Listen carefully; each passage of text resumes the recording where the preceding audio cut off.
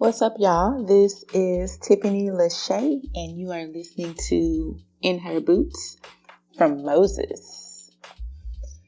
Now, this season may be a little different from what you've heard in the past. We're going to take this opportunity to share and highlight the stories of Black and Brown women that traditionally have not had a platform to utilize their voice. I'll say Onamani, Zagiagan, and Dujaba. So I'm from the Lake of the Sunset Glow, Lake Vermilion. And the Lake Vermilion Reservation is across the bay from a town called Tower, Minnesota. Well, I wasn't born here. I'm a refugee. I was born in Thailand, and then we did move to a refugee camp. And the only reason why we were like the second wave of Hmong people that came to America was because my dad was a soldier. Yeah, I was born in the South. I'm from Texas, as you can tell by the charming Southern accent. We'll learn about the life and work of powerful women such as Casual Berry and Danny Piertos. We'll hear about elders, children, reconnecting to nature. There'll be lots of mini rants related to things like land access and barriers that non-white women face in agriculture. The Land Access Alliance. Its main goal right now is to increase private land access around urban centers around northern Minnesota for BIPOC and women farmers, and just generally speaking, anyone that's really disenfranchised from the food system at large. Currently, I work at Big River Farms. It's a program of the food group, which is a food bank. And Big River Farms was formerly known as Minnesota Food Association.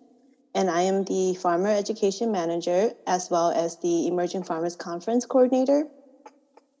So I work with farmers. I provide either technical support for them, and I provide, the education curriculum, also hands-on learning experiences and field days, and also collaborate with like local organizations that share same values as us. Looking at how food has been a tool to keep us down and out and sick.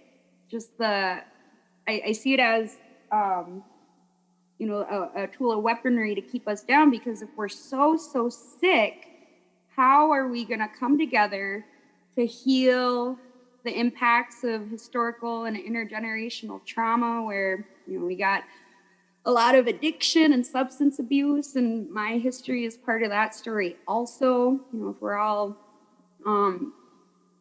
stuck and demoralized and physically ill, how can we come together to heal from domestic violence? How can we come to heal from sexual abuse, even just healing from the daily stigma of being and promoting Native rights in a predominantly white area.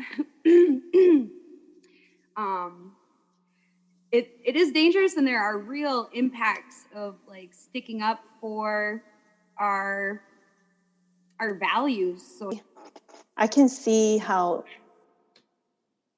it was easy for the Hmong farmers to gravitate towards me to ask questions or to let me know that they need help with something, because the language, there's no language barrier in that way. They can just simply tell me how they're feeling. And I would bring it to other staff members. They'd be like, oh, well, I never knew this is how this person was feeling. And I'm like, well, because you probably don't speak the same language. And it's kind of hard, and they didn't want to offend you. Like there's a lot of things involved. But there's also that trust issue, right? As wonderful as this program can be, I'll just be honest, admin and the people who run the program are white people. So there's not a lot of representation, and not just I'm not just talking about representation for farmers, but representation in educators and people who are doing and leading this work and advocating for this work needs to also be led by BIPOC folks. So a white man marched into Texas and said slavery was over. And if you actually believe that slavery was over that day, you're wrong. I've been celebrating Juneteenth my entire life. I'm actually here in Maryland at the Black Dirt Farm for a Juneteenth celebration. I'm also conducting my soils research, which allows me to travel from Virginia to Texas, so across the Black Belt, to investigate soils and to connect with Black farmers. So yeah, Juneteenth and the nationalization of a Black Texan holiday is really cool. However, I just had to point out the irony in the fact that this subject is still banned from discussion in public schools, so the history is all wrong. The government or the Senate has passed this bill. However, things like lynching have not been classified as a federal hate crime. I'll talk a little bit about Texas history later, but the last recorded lynching happened in Texas in the mid-70s. I just started to get my relationship back with the land, and it started with the lake. I was down by the lake one day, and we put tobacco in the water or near trees when we're praying. So I just put some in the water, and I just sat with it. And my grandma would say, my auntie reminded me that each body of water has a spirit. And this one in particular, family legend has a spirit that is more feminine. It's there for the women. And so I was just sitting with that thought by the water, and it was the first time in my whole life that I felt connected to nature really, truly. That maybe more as an adult, I think a lot more as a kid. And the sense that I got back from it was this lake, it knows me more than I even know myself, because I played in the water and I barely have, some memories of it when I was a kid. And then over time has, seen me canoeing across it. But that it really loves us. Organic certification is so convoluted. It's really hard. It's not translatable. It's not accessible especially for farmers who don't speak English. It's costly, right? Even though there are programs where you get 75% reimbursed back, but then you still have to put that money up front. The whole process is also challenging because then there's some limitation, or there's so many layers for farmers who have their own native seeds. And the fact that farmers kind of have to go through this process of like seed searching, and signing affidavits and things like that. Like, I understand that there's got to be some kind of accountability system, but then when you have systems where you want somebody to sign paperwork such as affidavits, I feel like you take the dignity out of the person who wants to grow something that has been passed down to them. So this season is going to be pretty good, y'all. We're going to do everything from challenging your white colleagues to fight white supremacy and racism and police violence, to beautiful soil poetry by Stacey Bell.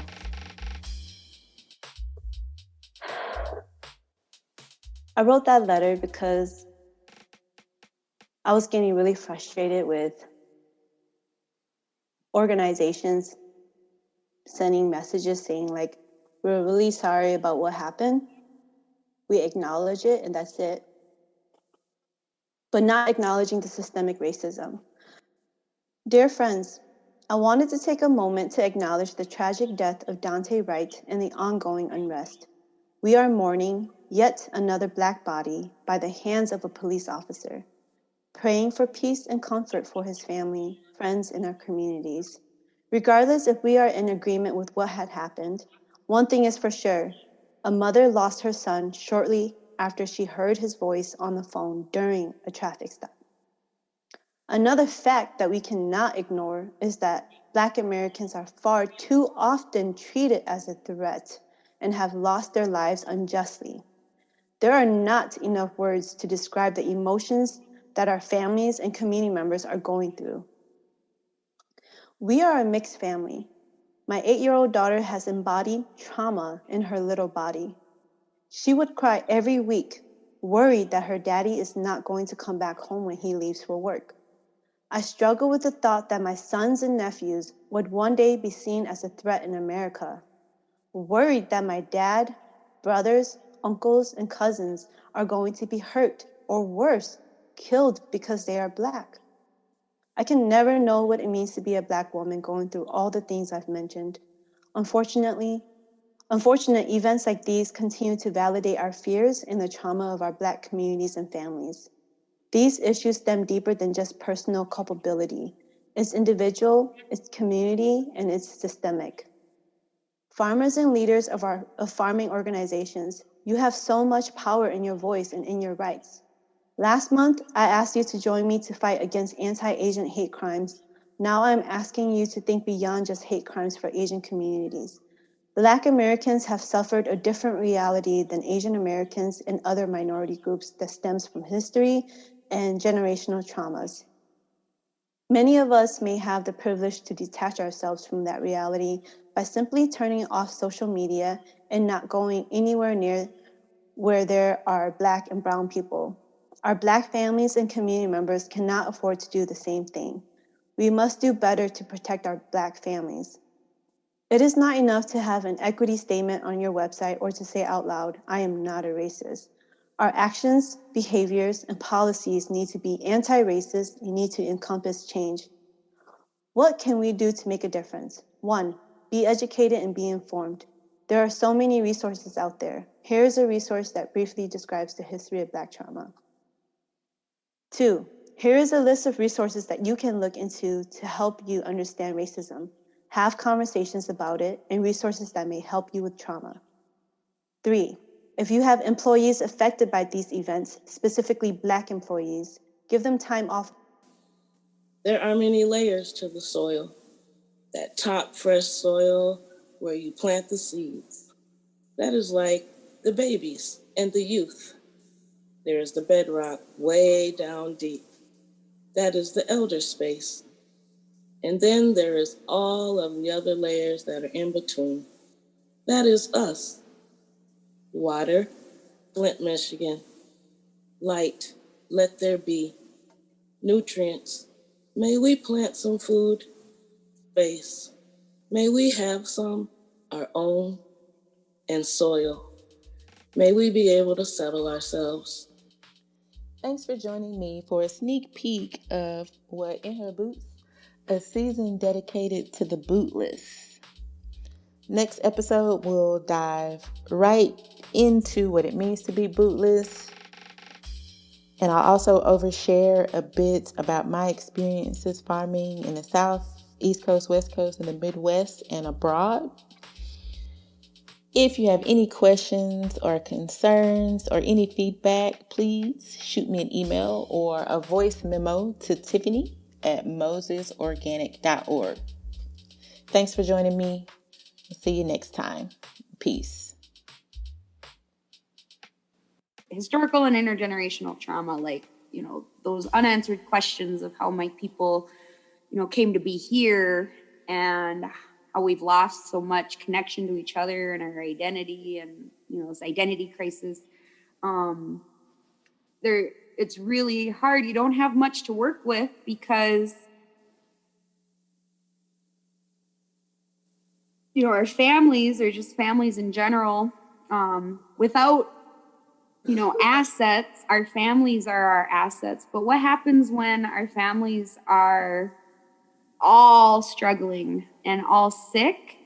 A lot of work time is expended, or not expended, but you miss a lot of work trying to help your family. So while you're trying to quote unquote pull yourself up on your bootstraps, or we don't even have boots, don't have the right tools or, enough resources,